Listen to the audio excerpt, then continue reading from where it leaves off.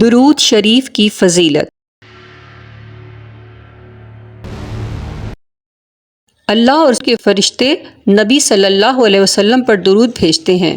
اے ایمان والو، تم بھی آپ صلی اللہ علیہ وسلم پر درود و سلام بھیجو۔ سورہ احزاب آیت نمبر 56۔ نبی صلی اللہ علیہ وسلم نے فرمایا، مجھ پر درود پڑھو اور خوب کوشش سے دعا کرو اور کہو، اللہم صلی علی محمد وعلی آل محمد۔ سنن نسائی 1293۔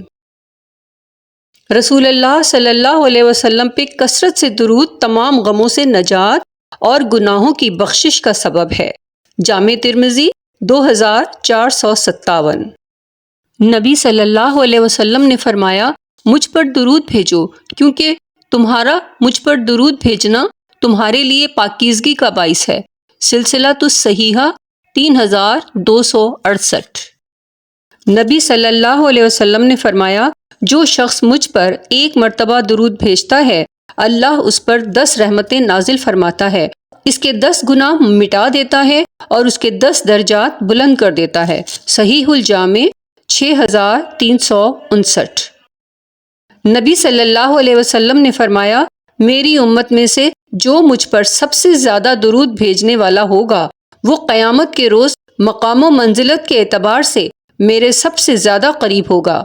سنن الکبریٰ البیہقی 5791۔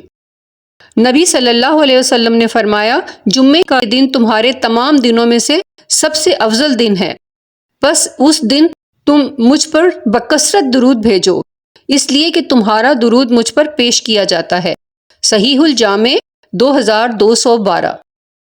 نبی صلی اللہ علیہ وسلم نے فرمایا، جمعے کے دن اور جمعے کی رات مجھ پر کثرت سے درود بھیجا کرو، بس جو مجھ پر ایک دفعہ درود بھیجتا ہے، اللہ اس پر 10 رحمتیں نازل فرماتا ہے۔ صحیح الجامع 1209۔ نبی صلی اللہ علیہ وسلم نے فرمایا، جو شخص مجھ پر درود بھیجتا ہے اور کہتا ہے کہ یا اللہ، نبی صلی اللہ علیہ وسلم کو روز قیامت مقام مقرب پر فائز فرما، اس کے لیے میری شفاعت واجب ہو جاتی ہے۔